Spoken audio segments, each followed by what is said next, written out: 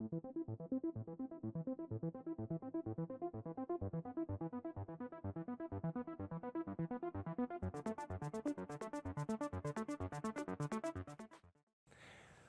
everyone, welcome back to the range. My name is Matt, also known as the Ammo Nerd over here on my channel. We like to review a lot of ammunition. We like to pull the things apart, measure the powder charge, measure the bullet length, check velocity, check accuracy, and give a general function test based on the amount of ammunition I have. I have something special today from Callaway Ballistics.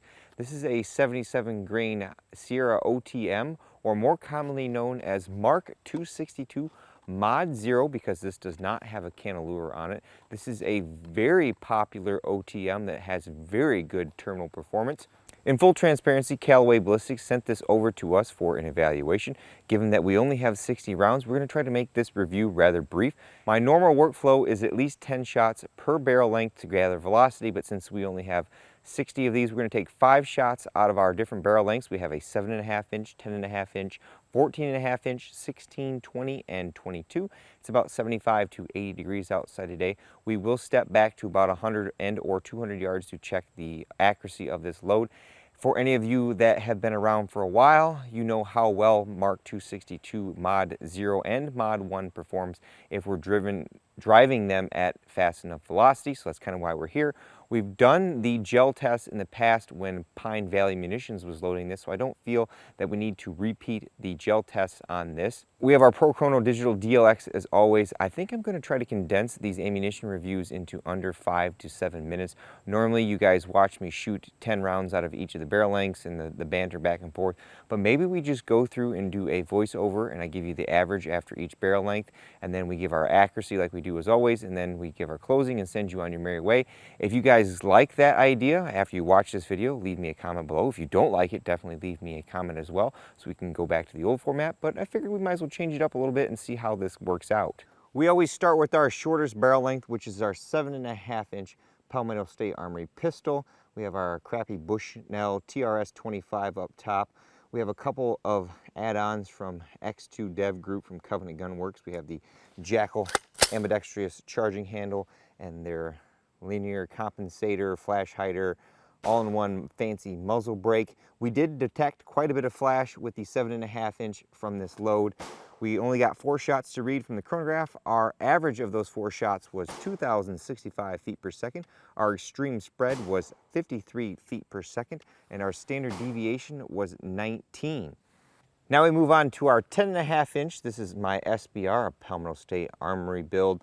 Got the Radion ambidextrous charging handle, got the AIM surplus single stage trigger in here, have a CMMG ambidextrous magazine release, got the Primary Arms 3X Cyclops up top. I think the only downside to this optic is its reduced eye relief. I have to have it further back on the rail. Otherwise, it's a pretty nifty setup, and I like the ACSS reticle.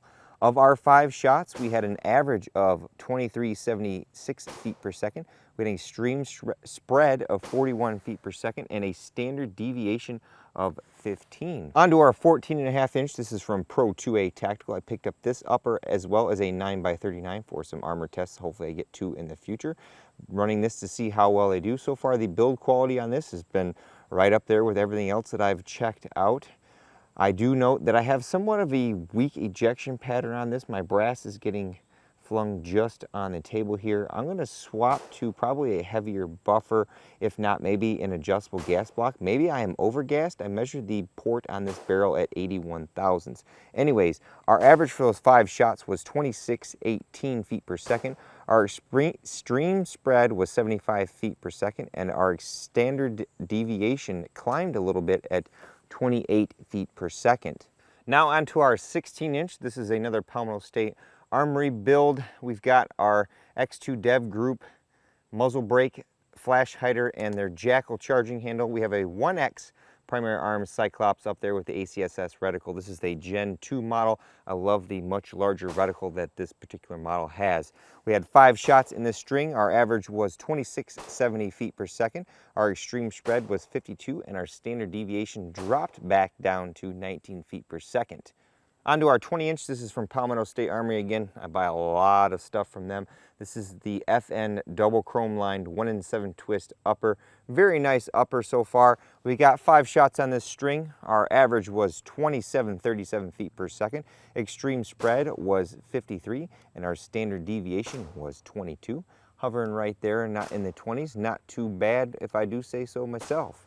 We are still gaining velocity on these barrel lengths. And finally, our 22-inch TC compass. This has a 1-in-9 twist barrel, Yankee Hill 3-port QD muzzle brake, Burris full field 2 3x9, and we are mounted in our Oryx chassis, all aluminum. Takes the Accuracy International regular box magazines. Love that over the rotary.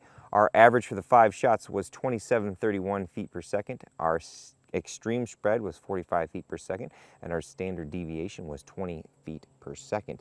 Now, when I tested the revised Pine Valley Mark 262 a while back, I think we were right at 2760, and then one of my all-time highs for a 77 grain was the IMI Razor Core, right around 2,800 feet per second in the 20-inch. So this is behind legit spec Mark 262 by just a hair. Let's go see how it does accuracy-wise, and then we'll wrap this one up. Here is our Callaway Ballistics Mark 262 Mod 0.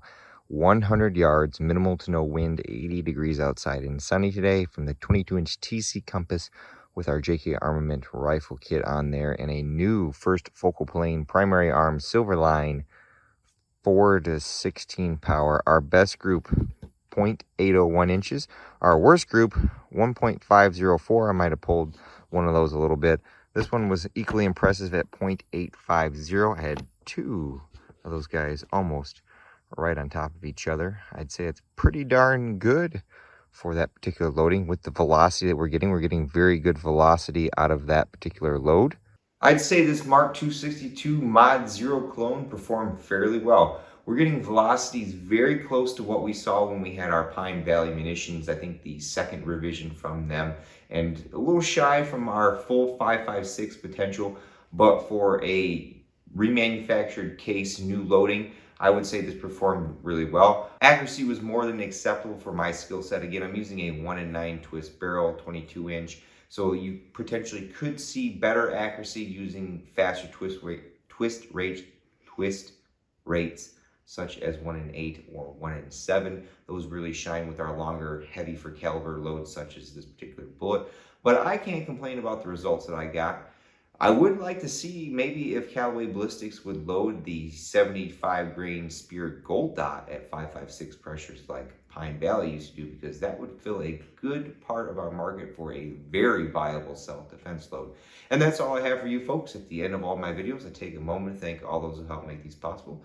Number 1 is my Patreon and Subscribe Star fans. I have the link tree in the description below. Number 2 is Callaway Ballistics, who in full transparency provided me with this ammunition just to provide my feedback to them and to you on. And of course, number 3 is you all for watching. If you guys like this newer format that I'm trying in these particular videos, where I'm giving you more of a summary view than you just watching me shoot guns for 10 minutes, let me know in the comments below either way. And until next time, I'll catch you at the range.